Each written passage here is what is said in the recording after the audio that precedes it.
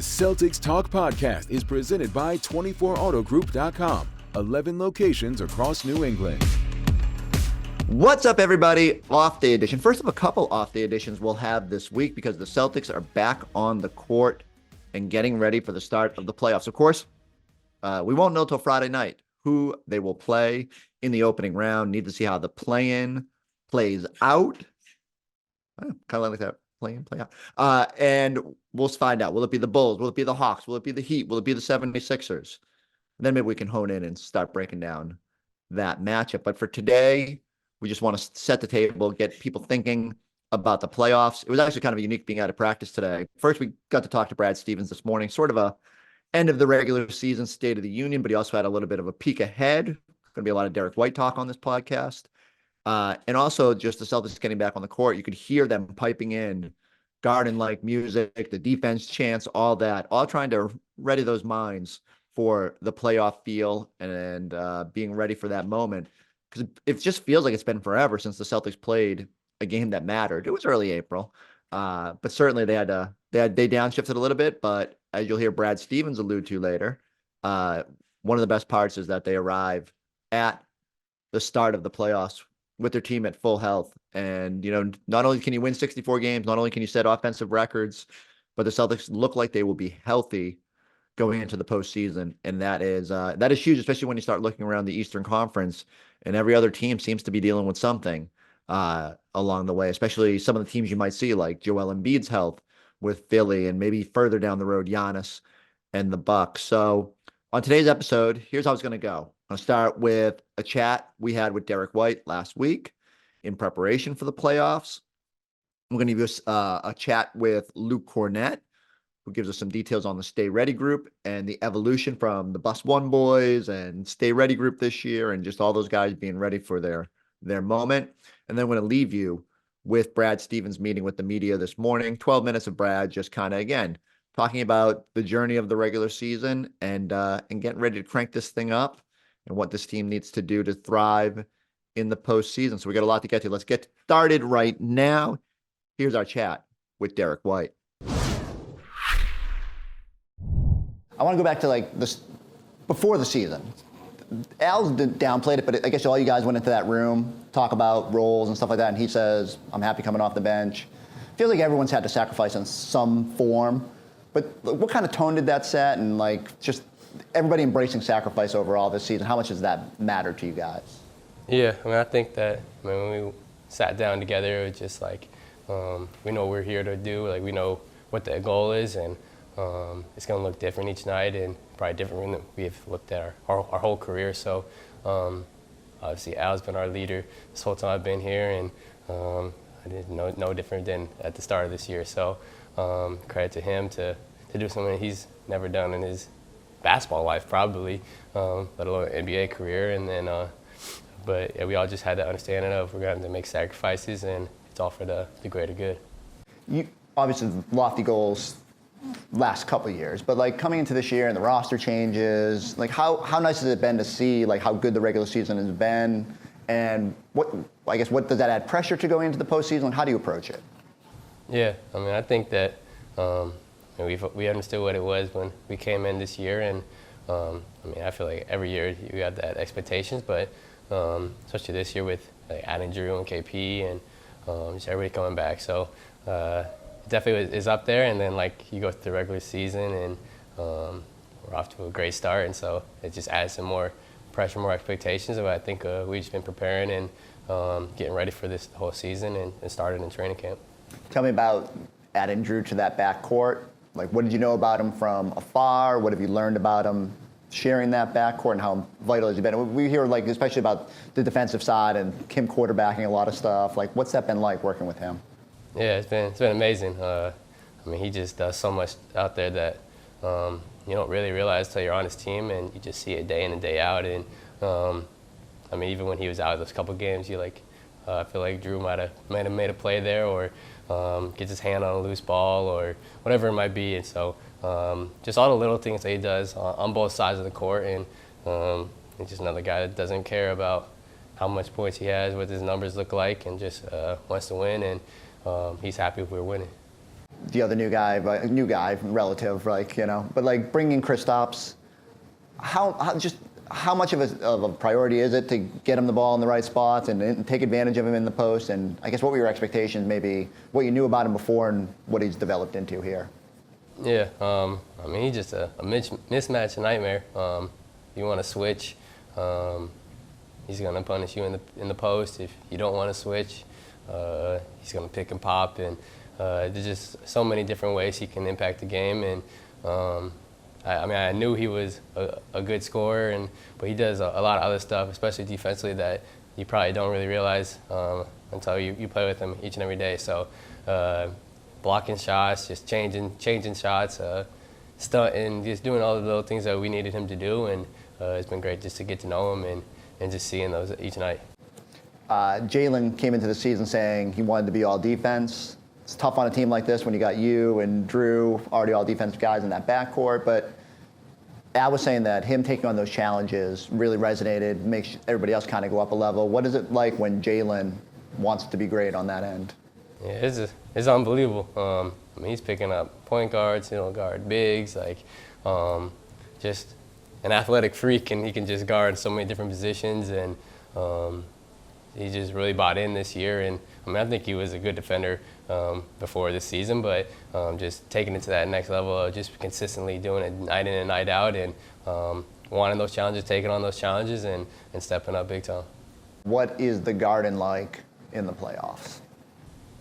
It's electric. I mean, I just think everybody just come together cheering. I mean, it's great in the regular season, but they just take it up another level in the postseason, and they're behind us the whole way, and you just know we got their support throughout it all. There's not a lot to nitpick with you guys in terms of things that haven't gone well.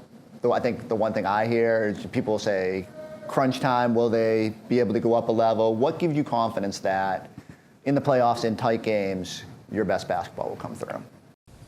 Yeah, I mean, I think that's just to be expected. Everybody's got to critique something, and until we prove it and prove it at the highest level, no one's going to really care what we say. But we just got a lot of different ways we can win, different people we can put into action. JT, JB, KP, me, Jrue, like we got a lot of different options, and just having that variety, I think would be fun just to pick on different matchups or what works, what doesn't work, and each game's gonna be a little different, and that's the exciting part. What changes have you seen from Joe from kind of getting thrown into the fire last year to, this year seemingly having more, we've seen a little bit more of his personality, but just being more able to let his vision come through? Yeah, I think he just kind of settled into who he wants to be and how he wants to coach, and I think he's done a great job of just keeping everybody connected, communicating with everybody, whatever it might be. Like he sees something wrong, he'll stop it and address it right there, and we just all feel connected. We're moving the same direction this whole season, so just kind of gets more settled in from just a crazy season before, and more sure of like how he wants to run his team. I think I don't want to jinx you as we're taping this, but I think you're going to end up leading the NBA in net rating. What does that mean to you? Like, is that a stat you put any mind to? I'm assuming your dad likes it, like what will it mean to be essentially the biggest positive in the NBA when you're out on the court? Yeah, I mean, it's cool to know that I'm helping the team when I'm out there, which is really my main job, and why you like to play, and you just want to make the team better while you're out there. And we got a lot of great guys, a lot of different lineups, and just being able to connect to whatever lineup we're in, and I think that's just the coolest part. I'd say the most difficult question for last. Your teammate just signed an extension out there. I don't want to put you in a tough spot, but when you think about your future, what's important to you, and how much do you enjoy being a part of this organization? And do you see yourself as a long-term fixture here? Yeah, I mean, obviously we had extension talks last summer and before the season started, and we're gonna have some more next summer. And I mean, after this whole time that I love being here, and being traded here is probably the best thing that's happened to me. And so, I mean, I'd love to be here for as long as possible, for sure. We recorded that the same morning that Jrue Holiday signed his extension. And so I didn't want to put Derrick in a bad spot. You get the focus has to be on the playoffs coming up.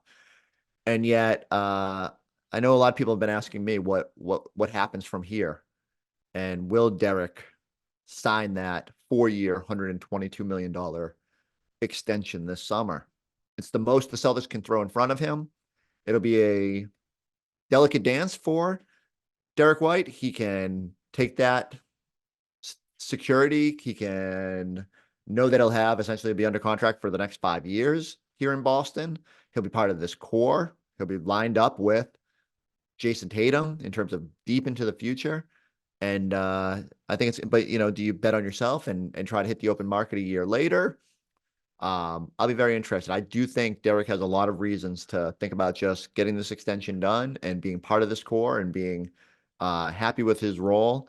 I thought it was telling that in that interview he ends it. He says, getting traded to Boston might have been the best thing that's ever happened to him. It's allowed him to thrive, allowed him to flourish. And I'll say this, whatever the Celtics accomplish this postseason, so much of it will hinge on what Derrick White does and how good he is during this playoff run. We tend to fixate on Jason and Jalen and Kristaps, and understandably so.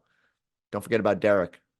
We can't forget about Derrick after Game 6 in Miami last year. He could be big in helping this team in the biggest of moments. All right, part 2 now. Let's get to our chat with Luke Kornet.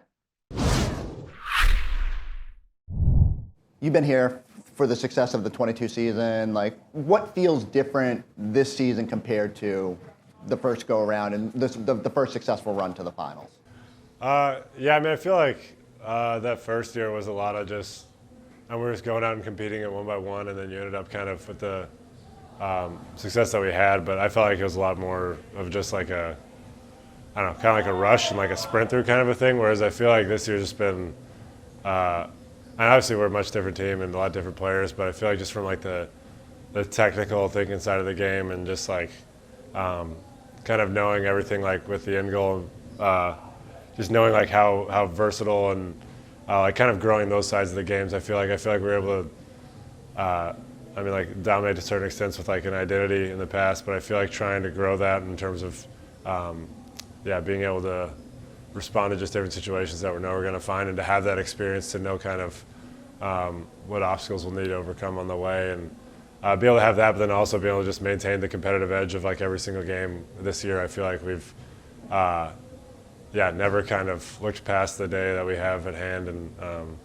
you're just kind of trusting that work will kind of keep showing up, but then also being ready to just compete when the first round of the playoffs start, because there's no guarantees, just every single game at a time and one by one.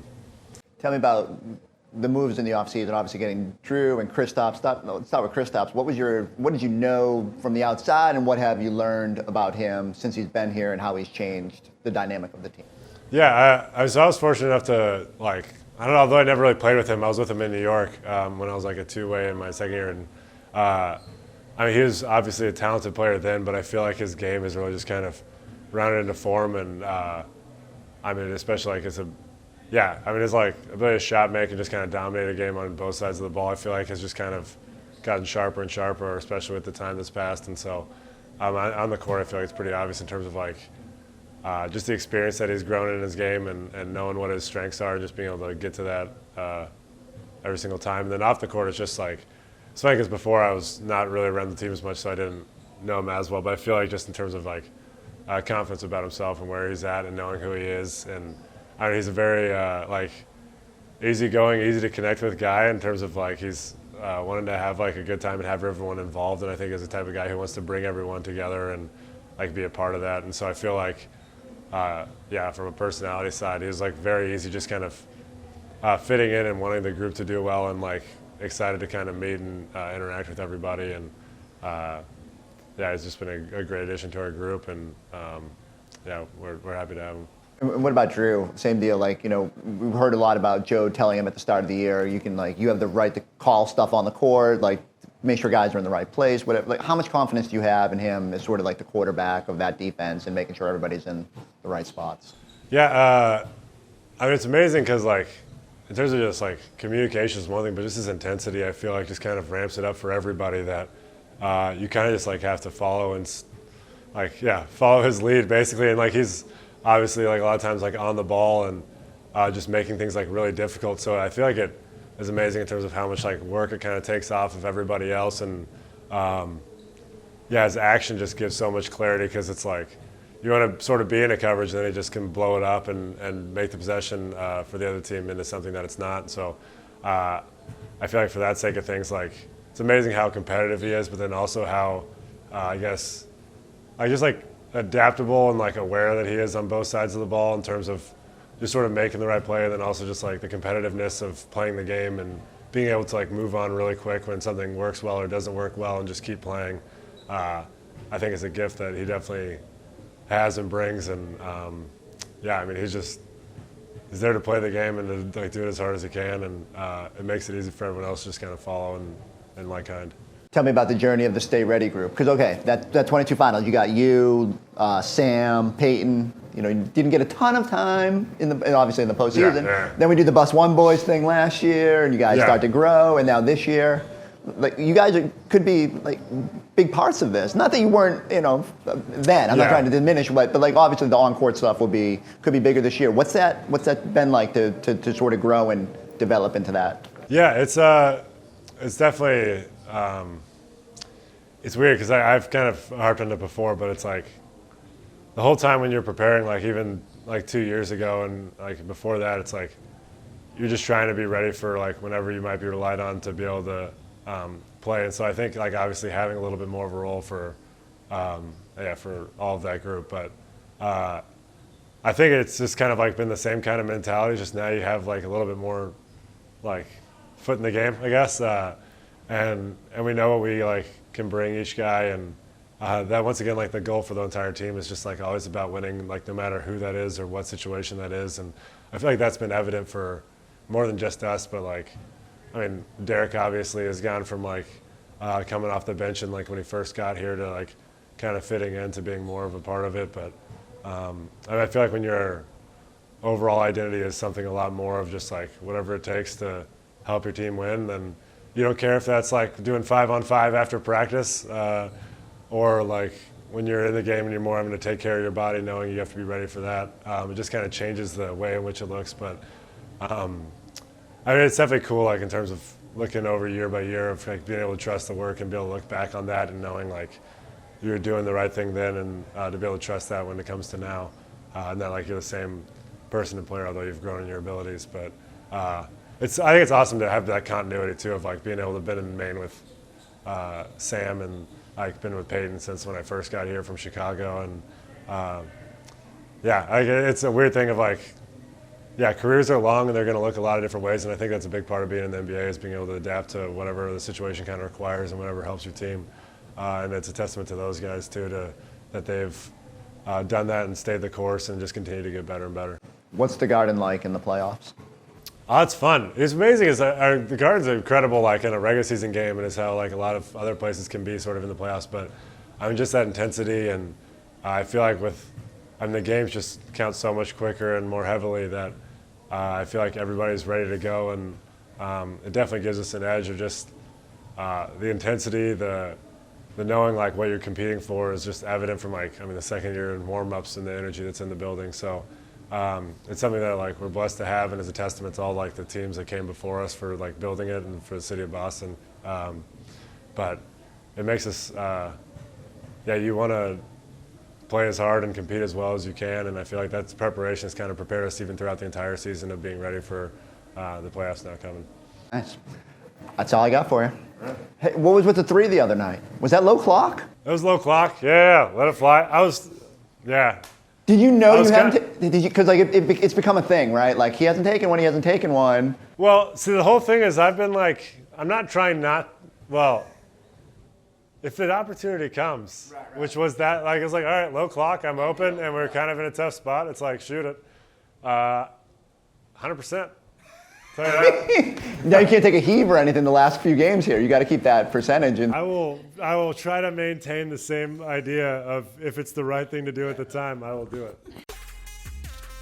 Look no further than the award-winning 24 Auto Group. With over 2,600 vehicles in stock, the brands you love, backed by the savings and service you can count on. Visit today or shop online at 24autogroup.com. I don't know if you guys saw Luke finish the season. Probably, he obviously didn't hit the necessary qualifiers, but 70, 190. Y'all know the 50, 40, 90 club, right? Luke is 70, 190. Feels pretty unprecedented. Now, okay, he only took 1 3-pointer, but he made it in that final week of the season. Shot 70% around the basket, was just throwing down everything inside and putting back all those putbacks around the hoop.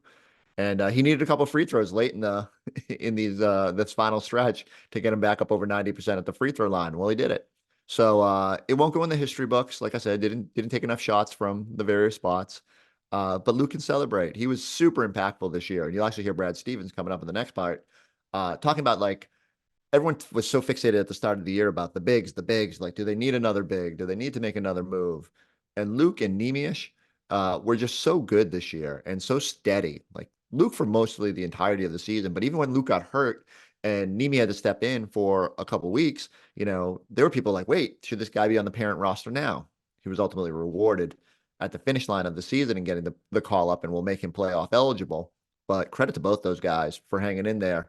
As Luke said, he's not going to prepare any other way. The Stay Ready group is just whenever they're called upon, whatever the role, they're going to be ready to fill it. And boy, Luke Kornet was ready this year. All right, let's cap this party with Brad Stevens meeting with the media this morning, where he talks about Derrick White's future, why they signed Jrue Holiday to that extension now, why they elevated Neemias Queta, and a little look ahead to the playoffs.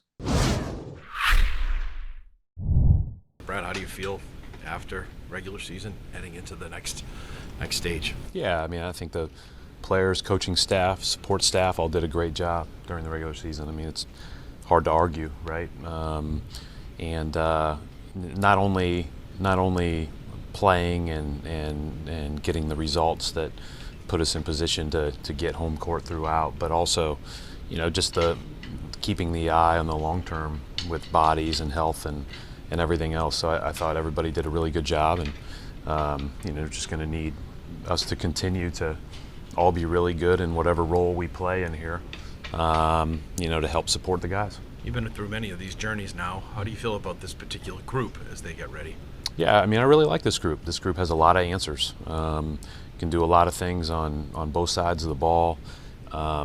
It's a mature group. It's an easy to be around group of people. High competitive character, really high character generally. An enjoyable group for sure. Right. What was the process like? Extension with Jrue, the motivation for you guys and him too to get this done now rather than later. Yeah, I mean, I just think, and I think we all can see it. And Jrue came here, joined our team, and all he tried to do was add to winning. And for a guy that is as accomplished as he is, that's as used to, more usage, more reps, more touches, and all those other things, that never even came into play. All that came into play was, what kind of a teammate am I being, and can I help us win? And I just think that when you look at the kind of player that he is, what he's capable of on any given night, but also the fact that he can play off the ball and be as effective as he's been, I just think it shows another layer of what a guy can do. And I've been really impressed with Jrue, and I think that as you look at a person like him and you think about the long term of a group, you think obviously you need really good players and guys that can play on both ends of the court, but you also want people that the young players can look up to, and he is a person they should look up to, and certainly do look up to.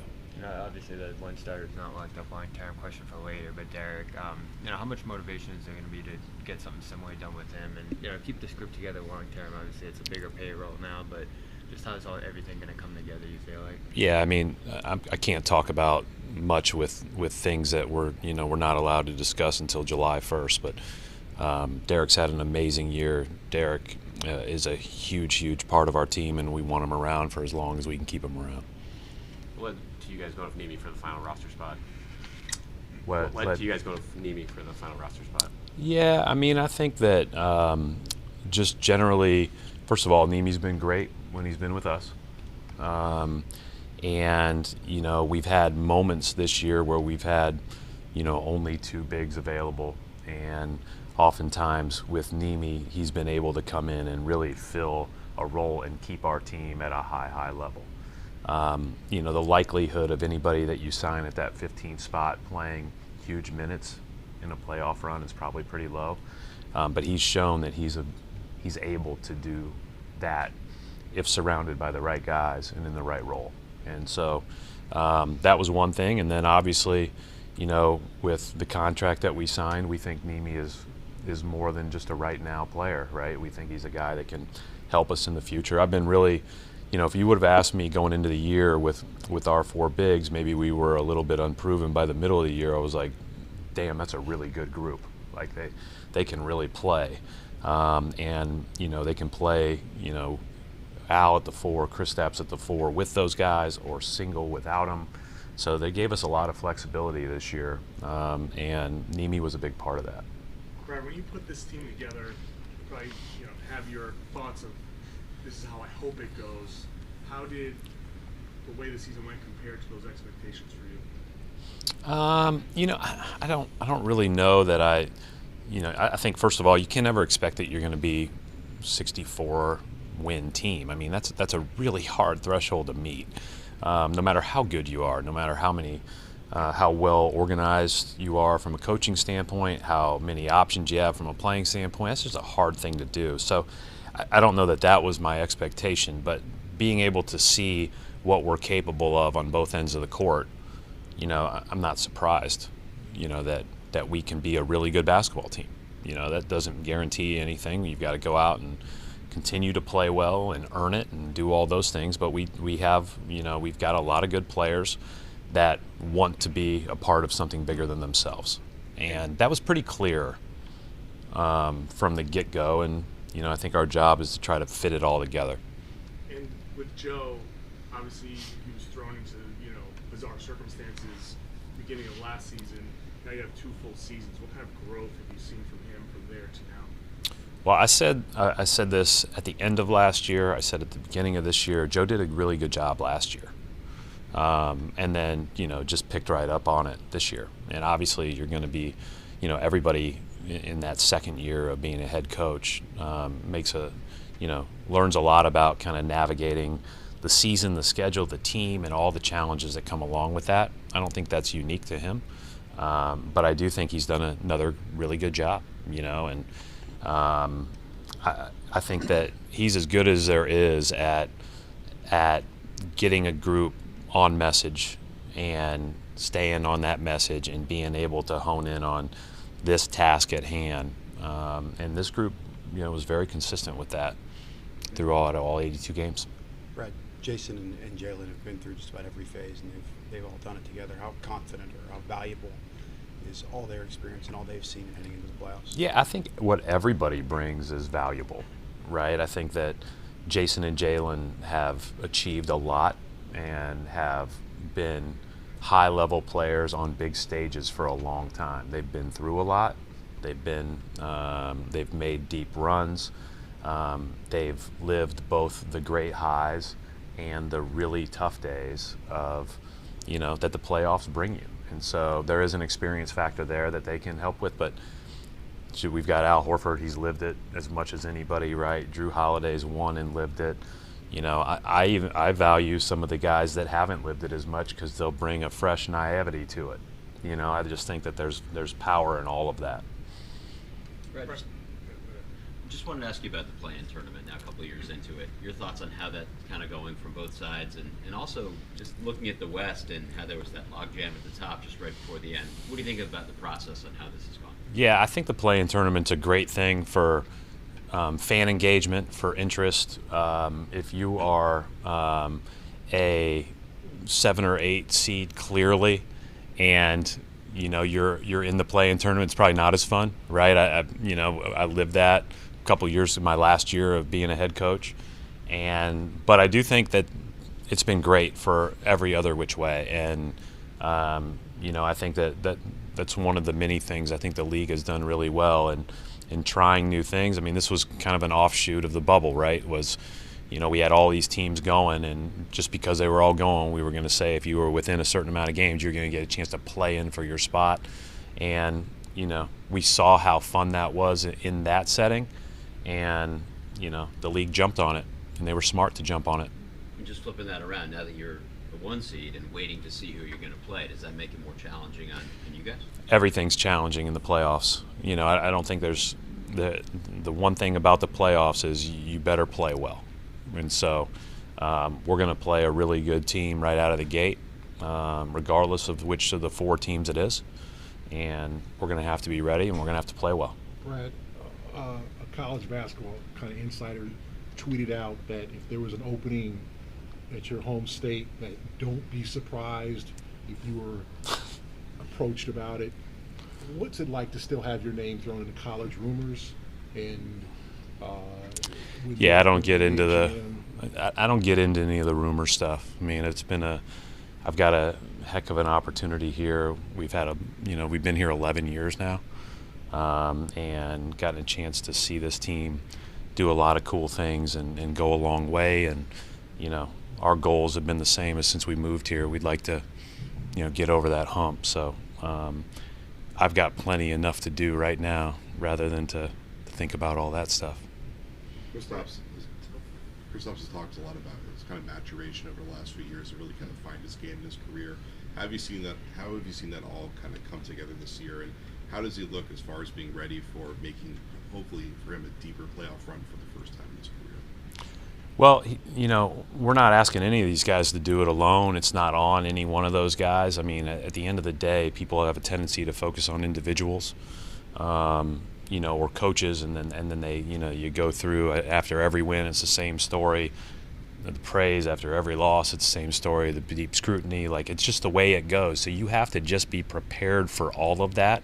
And Kristaps just hasn't been as far or deep into that as some of our other guys. And again, I kind of think that's a good thing at times, because you're naive in some ways, and this is like something that you are so looking forward to if you haven't been through it. And then just, he's a big part of our team, but he's a part of our team, and we'll all travel this together, and we'll do it side by side, and we'll lean on the strengths of one another. And Kristaps in particular has a lot of strengths that help unlock us. That's for sure. And so hopefully, he'll continue to play well. Final couple questions, John. We've gone through now a whole season with Jeff Van Gundy in his advisory role. What kind of impact has he had this season? Yeah, Jeff's been great. I mean, and I think it's all the way through that coaching staff. They've been terrific.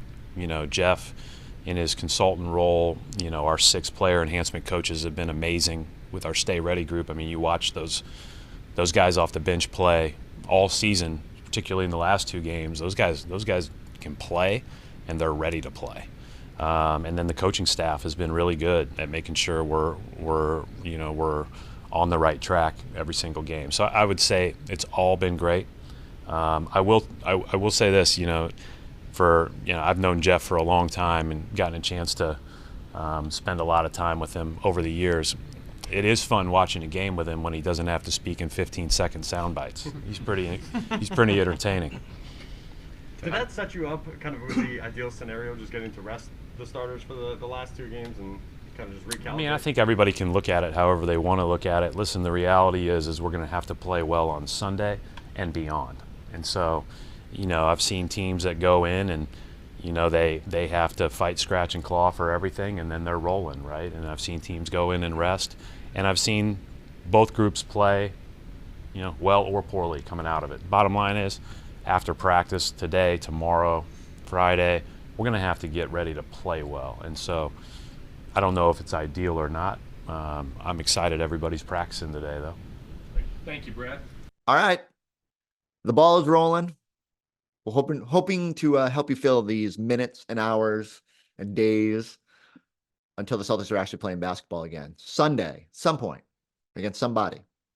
We got to wait. Got to wait to figure out all that details. Starts Wednesday night with the first round of the Eastern Conference play-ins. We'll see who emerges there at the bottom. Chicago versus Atlanta for a right to get to the game that will decide the 8th seed. You'll have Philadelphia and Miami going at it in the 7-8 game. The loser will drop and play that winner of the 9-10 game on Friday night to determine who plays Boston. And so hopefully next time in front of this microphone, I have a little bit more insight and intel into who they might play. Games are coming fast and furious, though, and we're going to get you to that finish line. So stay with us here on the Celtics Talk Podcast.